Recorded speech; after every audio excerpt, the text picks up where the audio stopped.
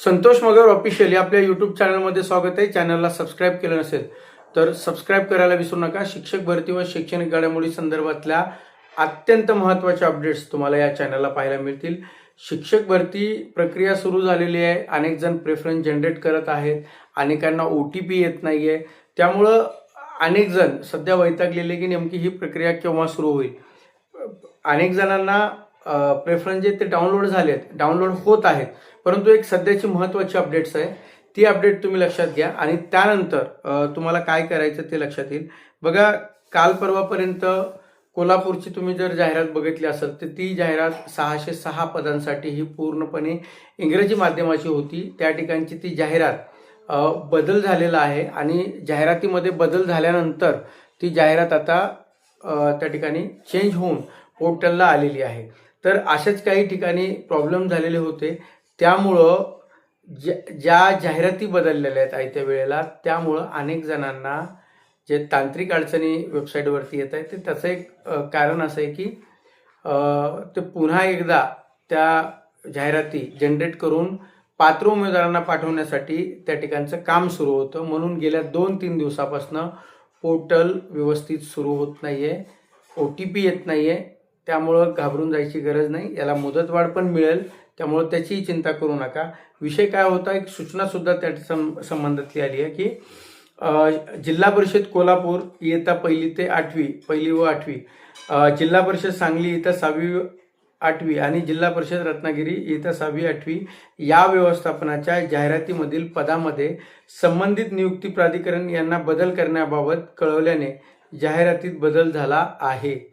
यास्तव आज दिनांक 7/8/2026 रोजी रात्री 11 पर्यंत जनरेट केलेल्या प्राधान्यक्रमात बदल होऊ शकतो. त्यामुळं अशा उमेदवाराने प्राधान्यक्रम लॉक करण्यापूर्वी प्राधान्यक्रम पुन्हा जनरेट करून लॉक करण्याची दक्षता घ्यावी. मी तुम्हाला सांगितलं की 3 ठिकाणच्या आस्थापना त्याची जाहिरात बदललेली आहे.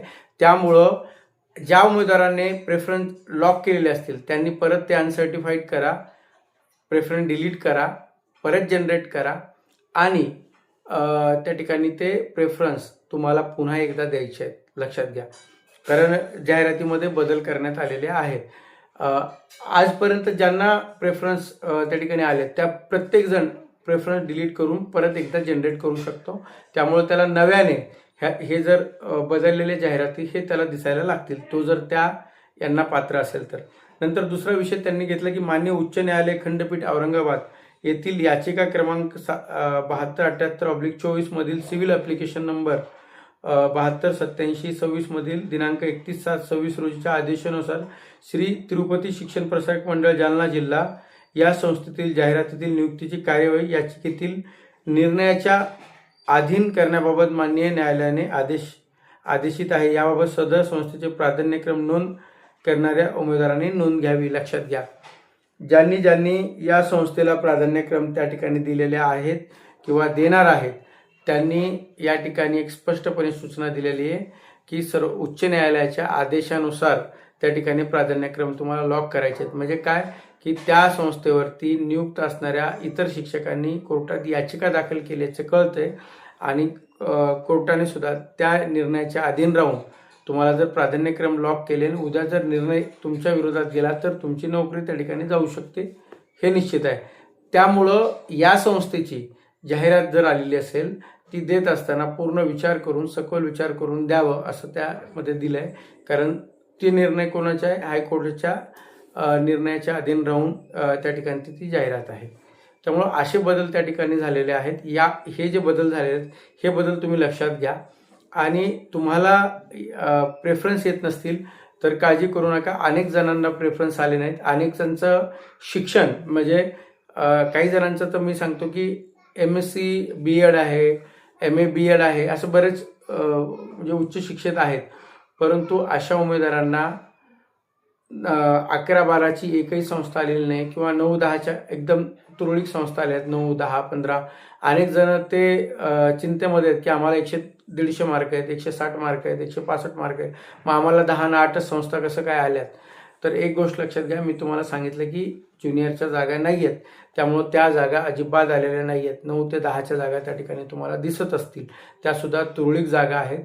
त्यामुळं या जागा उपलब्ध नसल्यामुळे अनेकांना प्रेफरन्स दिसत नाही आहेत.